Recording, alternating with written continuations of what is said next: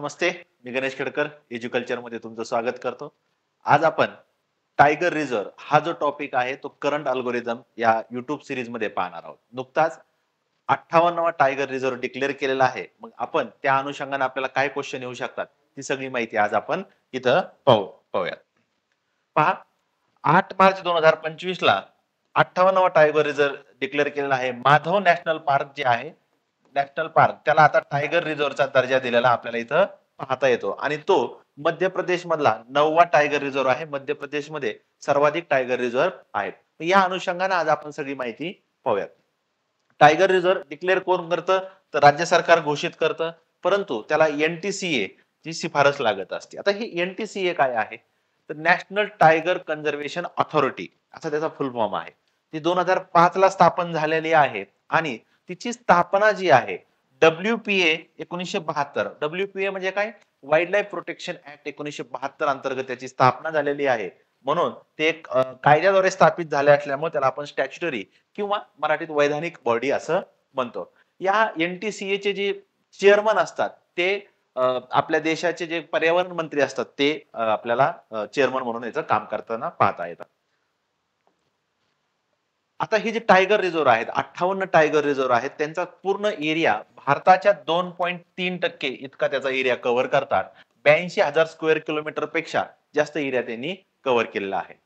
जी IUCN संस्था आहे IUCN टायगरला endanger धोकाग्रस्त हा दर्जा दिलेला आहे. इथं पण आपल्याला क्वेश्चन येऊ शकतो, त्यामुळे ते महत्वाचं आहे.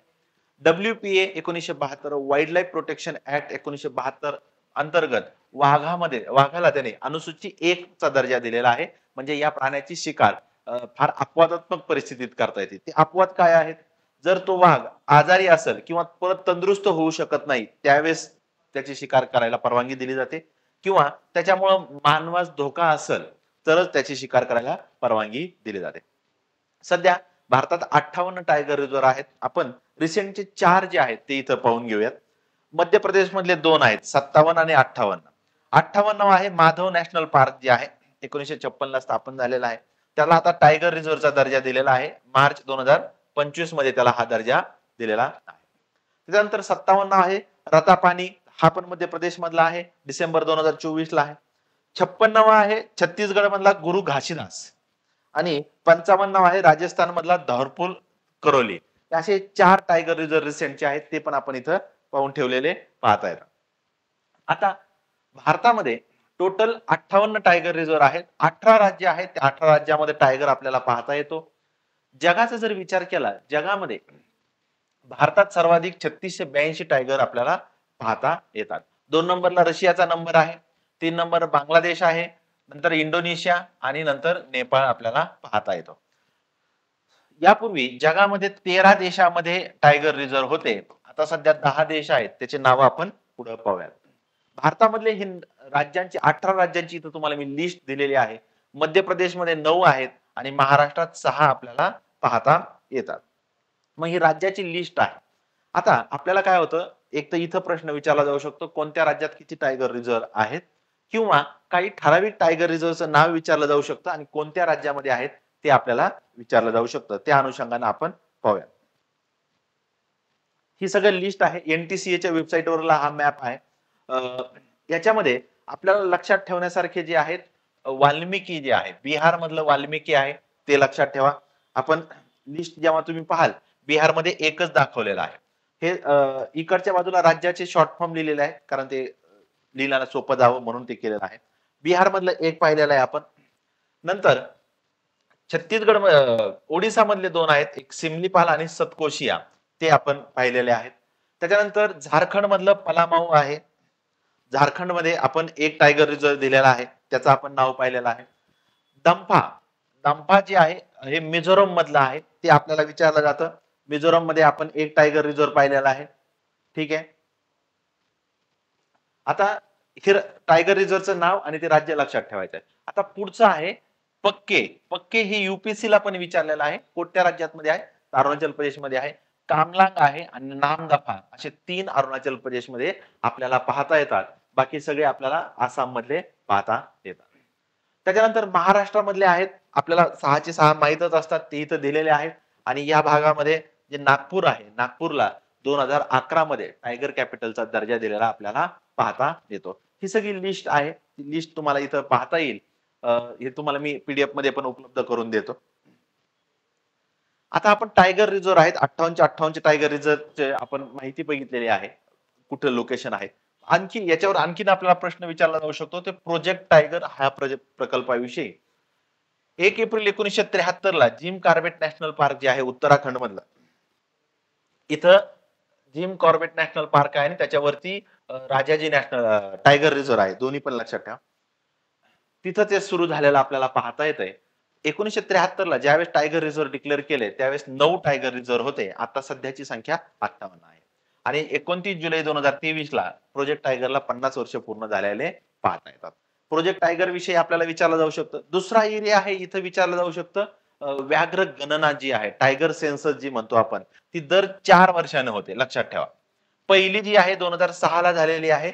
आता 2022 ची जी 5वी आपल्याला पाहता येते त्याच्यानुसार हे 3682 जो आकडा आलेला आहे तो आपल्याला तिथं पाहता येतो. जगाच्या 75% पेक्षा जास्त वाघ आपल्याला भारतामध्ये पाहता येतो. वाघ आणि सिंह हे दोन्ही भारतामध्ये सापडतात, असा एकमेव देश भारत आहे, हे पण लक्षात ठेवा. मिनिमम आता 3167 आहे, मॅक्सिमम 3925 आहे आणि त्याचा ऍव्हरेज म्हणून आपण 3682 हा आकडा घेतलेला आहे. मागच्या सर्वेपेक्षा यावर्षी 2022 मध्ये 6% वाढ झालेली पाहता येते. आता इथं एक क्वेश्चन येऊ शकतो. पुढचा क्वेश्चन आपल्याला इथं तयार होतो. कोणत्या राज्यामध्ये किती टायगर आहेत, वाघ आहेत ते? मध्य प्रदेशमध्ये 785 आहेत. मध्य प्रदेशमध्ये टायगर रिझर्व्ह 9 झालेले आहेत आता. कर्नाटकामध्ये 563 आहेत. उत्तराखंडमध्ये 560 आहेत आणि महाराष्ट्रात 444 आपल्याला पाहता येतात. याच्यावर एक आपल्याला क्वेश्चन विचारला जाऊ शकतो. नंतर tiger man of India Kailash Sankhala आहेत, यांना टायगर मॅन ऑफ इंडिया म्हटलं जातं. त्यांना म्हणण्याचं कारण प्रोजेक्ट टायगरचे पहिले डायरेक्टर ते राहिलेले आपल्याला पाहता येतात. त्यांना पद्मश्री हा पण पुरस्कार दिलेला आहे. नंतरचा पुढचा एरिया आपल्याला आहे इथं व्याघ्र दिन आहे, याच्यावर पण आपल्याला क्वेश्चन विचारला जाऊ शकतो. व्याघ्र दिन आहे दरवर्षी 29 जुलैला साजरा होतो. 2010 मध्ये रशियातल्या सेंट पीटर्सबर्ग या ठिकाणी एक टायगर कॉन्फरन्स झालेली होती. मग त्या परिषदेच्या सन्मानार्थ 2010 पासून टायगर डे जो आहे तो साजरा केला जातो. 2024 ची जी थीम आहे कॉल फॉर ऍक्शन ही आपल्याला पाहता येते. याच्यावर आपल्याला एक क्वेश्चन विचारला जाऊ शकतो. जगात 13 देशामध्ये वाघ आहेत, परंतु जुलै 2022 मध्ये आयुष यांनी काय सांगितलेलं आहे, व्हिएतनाम, लाओस, कंबोडिया या देशामधून टायगर लुप्त झालेला आपल्याला पाहता येतो. या 3 देशाचे नाव पण विचारले जाऊ शकतात, व्हिएतनाम, लाओस आणि कंबोडिया. जगामध्ये एकूण 5574 वाघ आहेत, त्यातले 75% आपल्याकडे भारतात पाहता येतात. आणि नागपूर ही आपली टायगर कॅपिटल आपल्याला पाहता येते किंवा टायगर गेटवे पण म्हणून त्याला म्हटलं जातं. अशा प्रकारे प्रोजेक्ट टायगर विषयी आपल्याला काय काय प्रश्न विचारले जाऊ शकतात त्याची आपण इथं सगळी माहिती पाहिलेली आहे. 58 मध्य प्रदेश मधला आहे, त्या अनुषंगाने आहे. हा जो मॅप आहे हा तुम्ही एकदा बारकाईनं पाहून घ्या.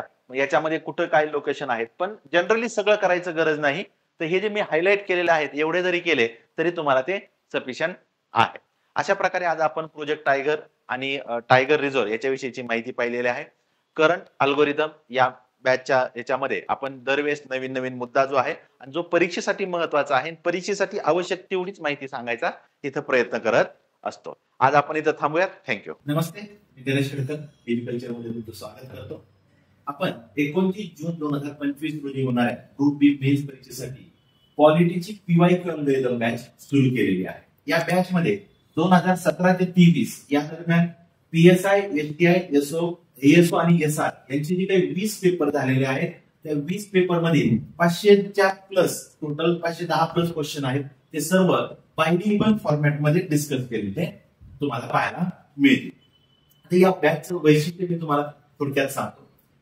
या बॅच मध्ये पीवायक्यू रिलेटेड टॉपिक त्यांच्या कन्सेप्ट क्लिअर करण्यावर सुद्धा भर दिलेला आहे. त्याच्यानंतर करंट पॉलिटीचं करंट जे पोर्शन आहे तो सुद्धा इथं कव्हर केलेला आपल्याला पाहायला मिळणार आहे. आतापर्यंत आयोगानं जे काही महत्वाचे आर्टिकल आणि घटना दुरुस्ती विचारलेले आहेत त्या सर्व आर्टिकल आणि घटना दुरुस्ती मी तुम्हाला कव्हर केलेले आहे. काही घटक लक्षात ठेवण्यासाठी आपण निमोनिक्स आणि ट्रिक्सचा वापर केलेला आहे, त्याचाही तुम्हाला तुमच्या अभ्यासात नक्कीच फायदा होणार आहे.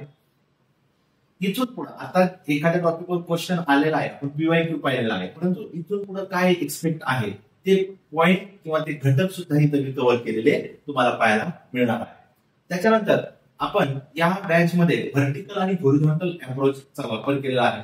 ज्या टॉपिकवर वारंवार क्वेश्चन विचारले जातात ते पूर्ण डिटेल मध्ये त्या टॉपिकचं डिस्कशन केलेलं आहे, जेणेकरून तुमची रिव्हिजन होईल किंवा ज्यांना नवीन असतील त्यांना ते पूर्णपणे नव्याने कळायला सुद्धा मदत होणार आहे. आणि ज्या टॉपिकवर एक अर्धा क्वेश्चन विचारलेला आहे परंतु तो टॉपिक स्किप न करता सुद्धा त्याचे महत्वाचे घटक सुद्धा इथं आपण कव्हर करणारे आहे. क्वेश्चन सॉल्व्ह करताना सुद्धा ते मराठीत वाचताना इंग्लिश वाचताना काय बघायला पाहिजे, पर्याय कसे इलिमिनेट करायचे आणि जास्तीत जास्त बरोबर उत्तराकडे कसं जाता येईल हे सुद्धा तुम्हाला इथं मी या बॅचच्या माध्यमातून सांगितलेलं आहे.